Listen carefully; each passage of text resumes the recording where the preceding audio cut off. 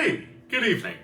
I'm really happy to have you here. My name is Daniel. I was a professional opera singer and beatboxer, and tonight we're gonna listen to a song that we actually haven't heard in a hot minute, which is The Sound of Silence. But this one is performed by Dan Vasc. So if you guys haven't checked out my Disturbed Sounds of Silence, both from his official music video and his performance on Conan, I heavily recommend that you go check those out.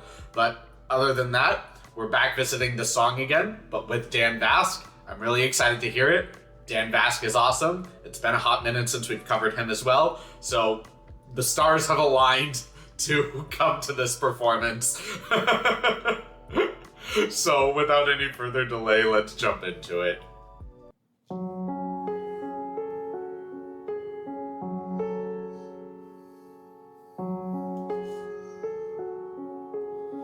Hello, darkness, my old friend.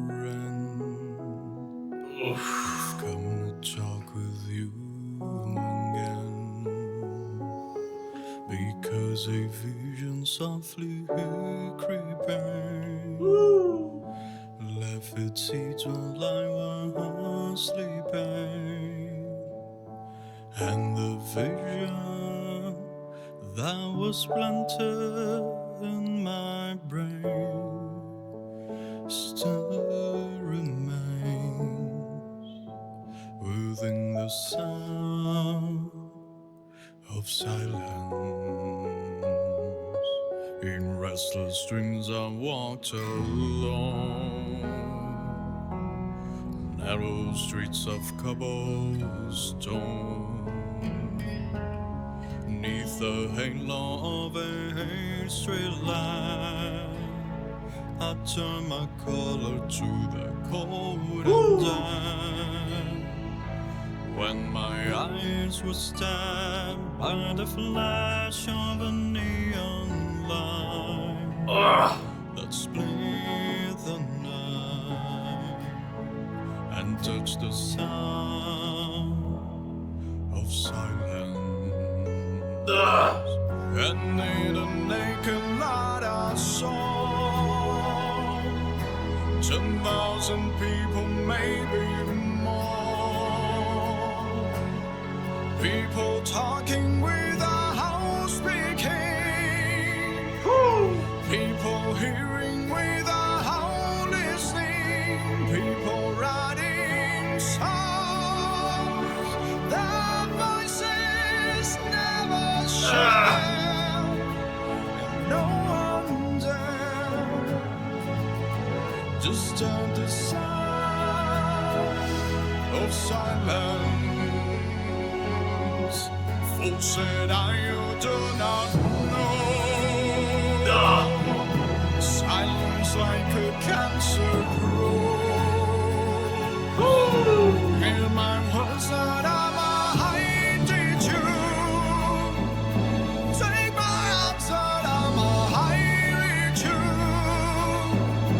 And my words lie silent like drops fell and echo in the wells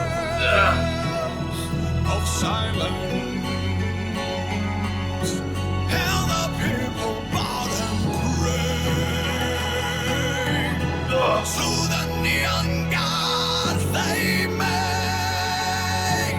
And the sign flares out its warning, and the words anyone has for me, and the sign said the words on the prophets are written on the subway walls, tenement halls, and whisper the sound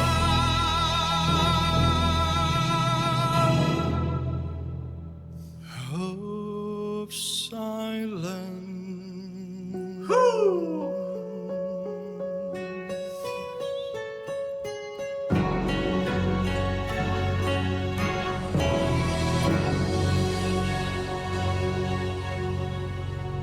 Yeah. That was epic.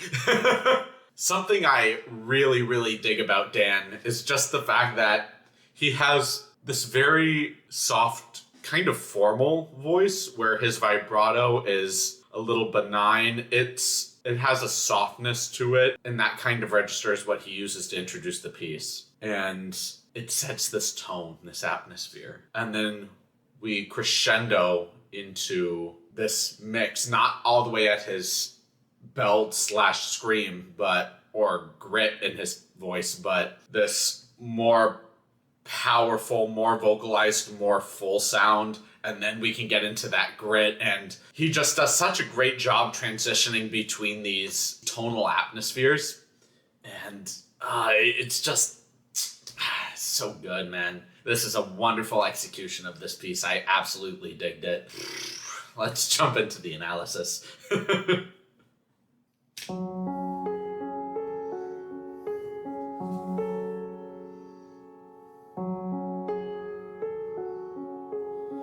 Hello, darkness, my old friend. Immediately starting off with this pianissimo, or soft to very soft volume dynamic. And it's so rounded, which is really essential to this introduction to the piece, because rounded vowels typically have a more dark quality to them. Instead of saying hello, where it's very bright, it's her, he, her. Having that her makes the atmosphere itself so much darker because the vowel itself is rounded darker. Hello, darkness, my old friend. And immediately closing on to the end may cut off the vowel, but the sound is still going, where the consonant, that closed, restricted feeling, it fits this atmosphere very well. Friend. It just leaves you in this suspense, this chilling air. Oh, it's beautiful. Listening to it again.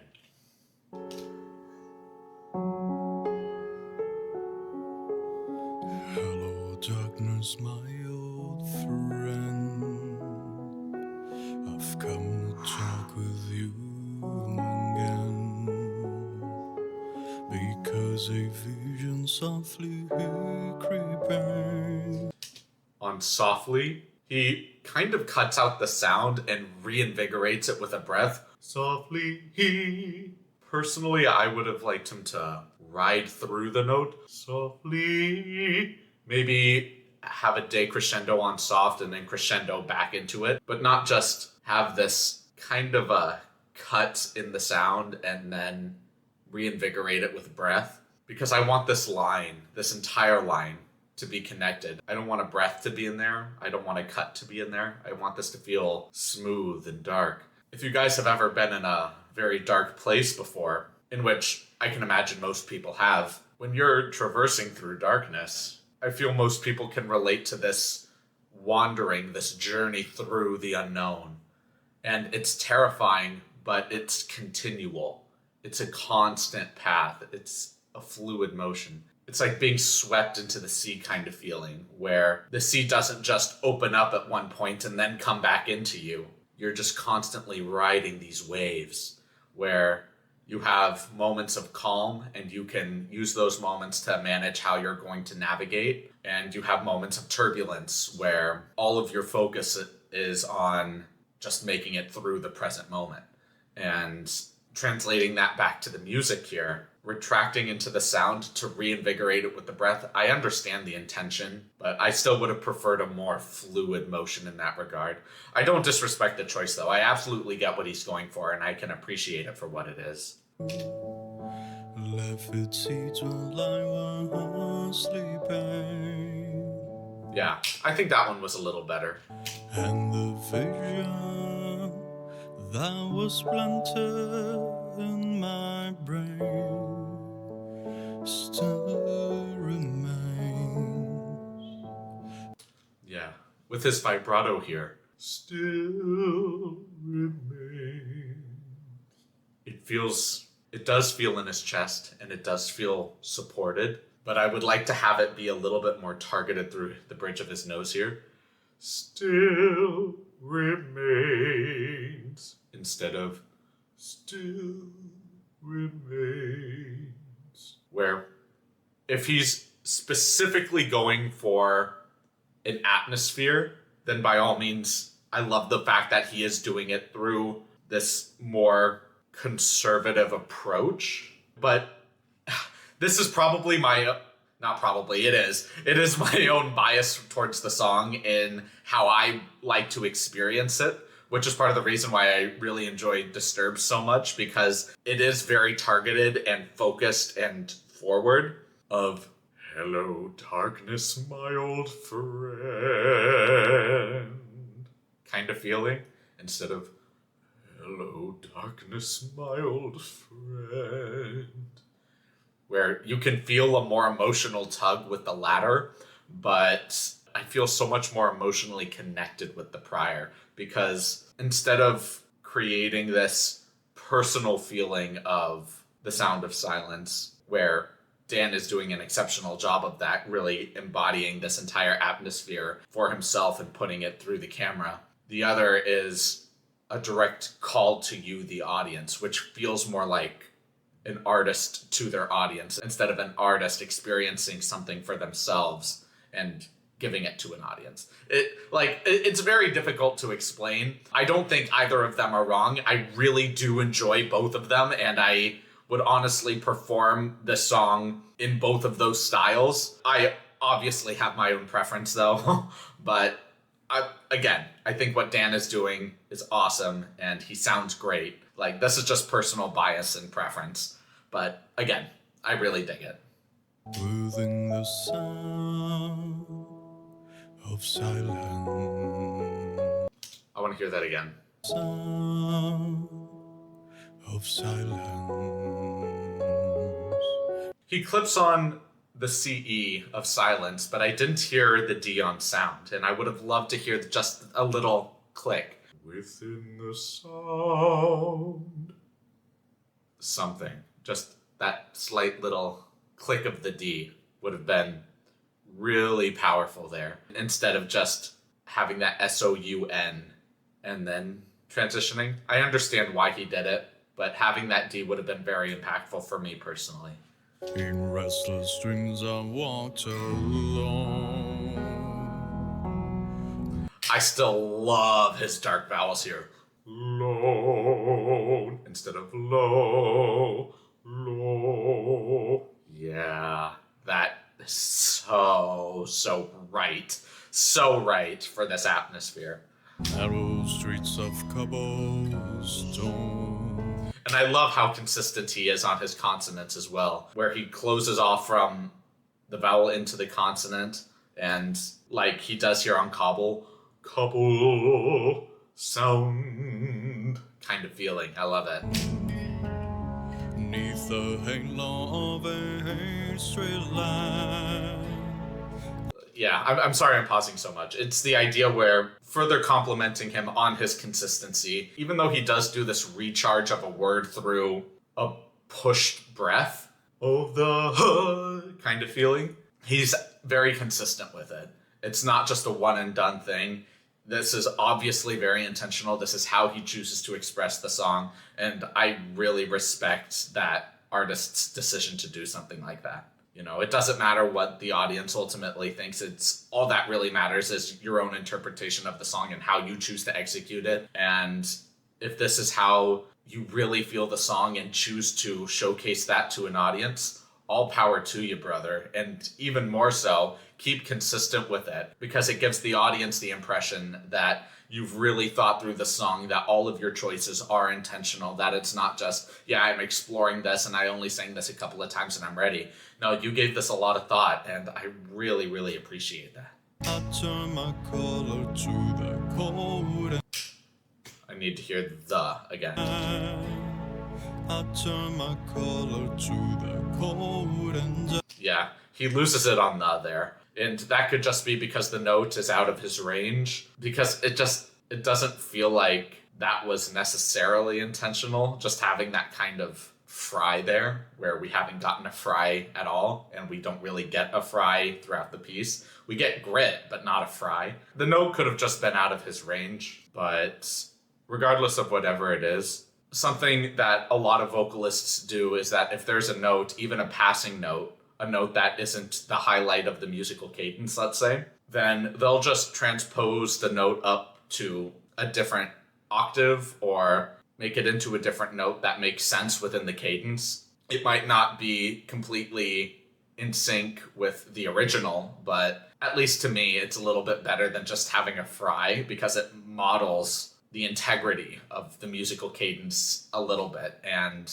when Dan performs, his performances always feel so polished and intentional. So to have little spots like that feel a little off to me. When my eyes were stabbed by the flash of a neon light that split the night. Yeah, there. He did a vocal fry there. Just before he vocalized that, just in that first split second before the word that, those are the kinds of fries that I can get behind because they're not used as the note, they're used as an accent for the note. It's used as this emotional weight, this emotional depth for the note itself. And that I can get more behind. Vocal fry still isn't the best thing for your voice, but in terms of this kind of music, especially emotionally raw and impactful music, having those kinds of accents is really, really powerful. And I really dig it when artists utilize it in very creative and strong ways in the way that Dan just exemplified it here. Let's listen to it again.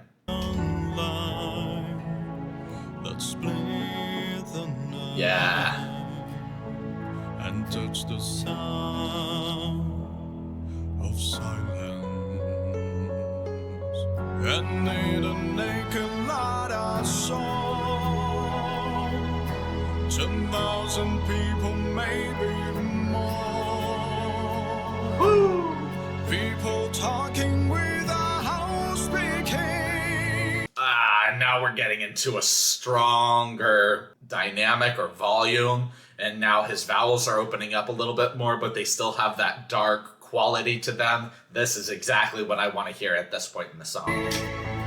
People hearing without listening, people writing songs, their voices never share.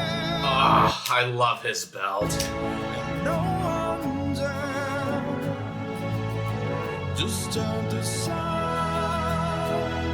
of silence. Yeah. Folks said I do not know. Yeah, I love this, where his no is so forward. Instead of having this really benign no,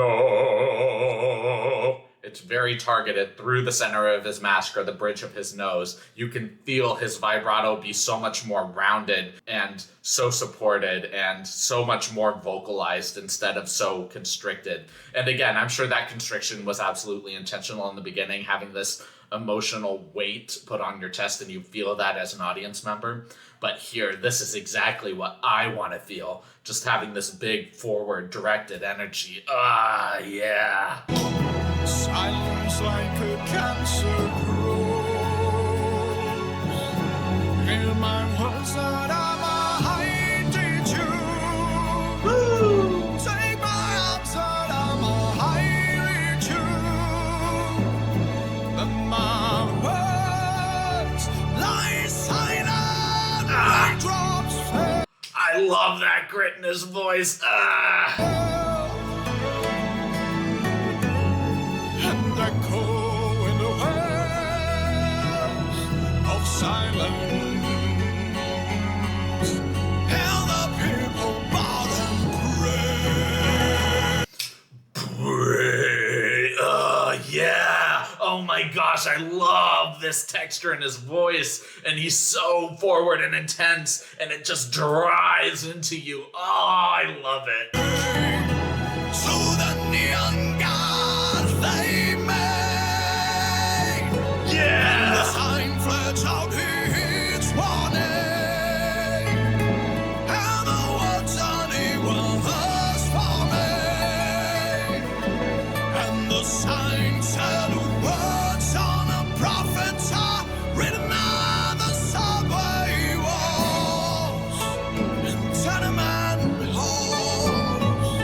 And he does such a good job controlling the dynamic in this kind of grit, in this texture. Oh my gosh, dude. In tenement halls and whisper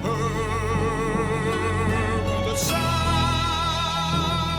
And we're still in a strong dynamic, but we've lost a little bit of that grit, so he's transitioning into that middle ambiance, I guess, of his voice, going from not in the grit, but not in that benign softness, but in this middle, strong yet not belty scream section. It's just, his transitions in the varying aspects of his voice are really, really solid.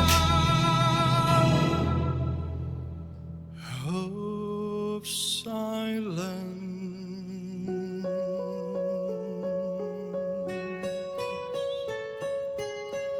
Beautiful way to end the C there. Silence.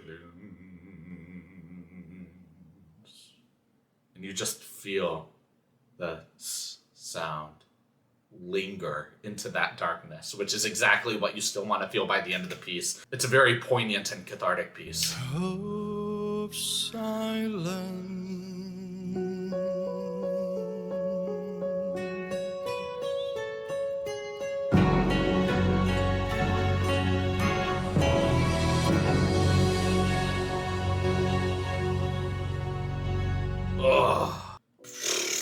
Oh, Dan, man, dude.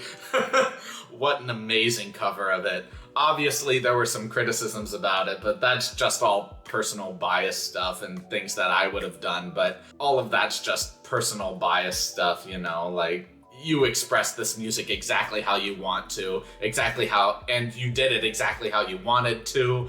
And honestly, I have nothing but respect for you, brother. That was such a good take on the song. I really digged your performance of it, and I would listen to it any day of the week.